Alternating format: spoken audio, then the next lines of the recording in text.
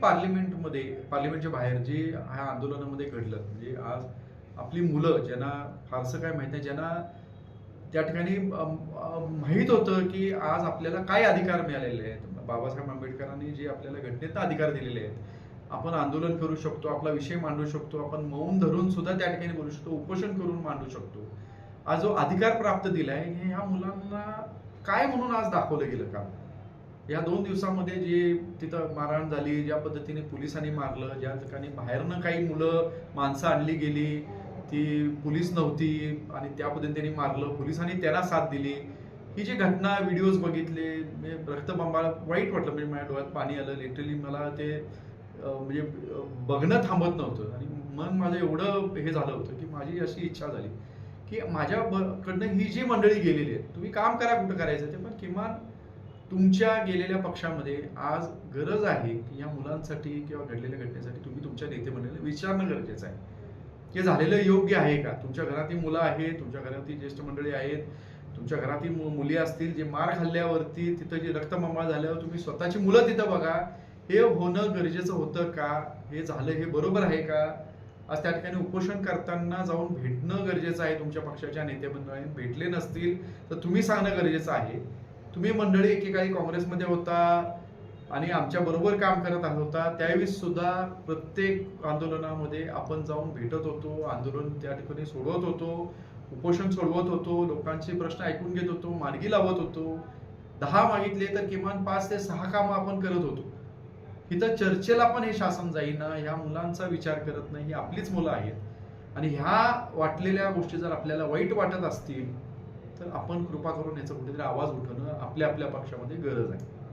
मी असतो तुमच्या जागेवर तर मी पक्षाचा राजीनामा दिला असता जर ह्यांनी याच्यावर कारवाई करत नसते, ही घटनाच होऊन दिली नसती. पण ठीक आहे, तो माझा प्रश्न आहे. पण माझी विनंती राहील या सगळ्या मंडळींना, ज्या मोदी करणारी जी नवीन जी आली, ज्यांनी आज मोदींना निवडून आणलं, 2014 मध्ये जी पाठिंबा यांच्या दिला, उभी राहिली यांच्या मागे, त्या सगळ्यांना माझी विनंती आहे, तुम्ही ज्या विचाराने त्यांच्याकडे गेला आहात ते विचार जर तुमचे पूर्ण होत नसेल तर तुम्ही सुद्धा प्रश्न विचारा.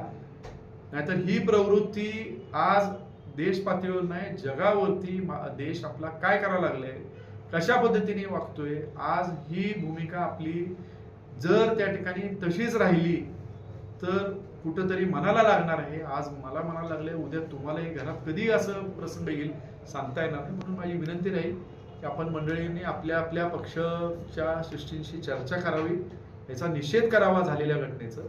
ज्यांच्यावरती हल्ले झाले असतील त्यांचे फोटो व्हिडिओ असतील त्यांच्यावर कारवाई उघडपणे करावी आणि यांच्या ज्या मागण्या असतील ते तुम्ही सोडवाव्या. मी कधीही त्यात फोर्स करणार नाही कसं सोडवा, पण बसायला पाहिजे, चर्चा करून यांचं उपोषण थांबवायला पाहिजे आणि ह्या मुलांना जाणीव करून द्यायला पाहिजे की काही जरी असेल तर संविधान जिवंत आहे आणि ह्यामध्ये तुम्ही सगळ्या नेते मंडळींनी पुढाकार घ्यावा, ही माझी विनंती. माझं एवढंच म्हणणं आहे की लोकशाही आहे, प्रत्येकाला बोलायची संधी आहे. म्हणून तर ते जजही बोलले, त्याच्यावरती त्याला विरोध करायला तो म्हणजे दिपके पण बोलला, त्याच्यासाठी हे आंदोलनही उभा राहिलं. मग हे का राहिलं? कुठेतरी संविधान आहे म्हणूनच तर इथपर्यंत आलो आपण.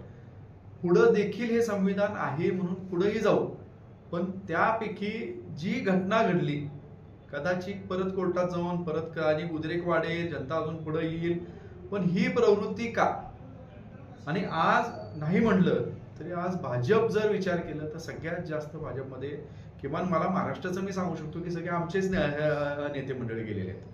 इव्हन केंद्रामध्ये माझ्यावर असणारे कित्येक तरी मंत्री माझ्यावर असतील, खासदार असतील, ते भाजपमध्ये गेलेले आणि मला माहिती आहे ही त्या विचाराची कुणीही नव्हती आणि असू शकत नाहीत. म्हणून मला एक खात्री आहे कुठेतरी ही मंडळी विचार करतील, त्याच्यावरती पक्षश्रेष्ठीवर त्यांच्या बसतील आणि ही झालेली प्रवृत्ती चुकीची हे त्या ठिकाणी मांडतील. मला तेवढंच त्या विषयावर बोलायचं आहे, मला दुसरा कुठल्या राजकीय विषयावर मला बोलायचं नाही.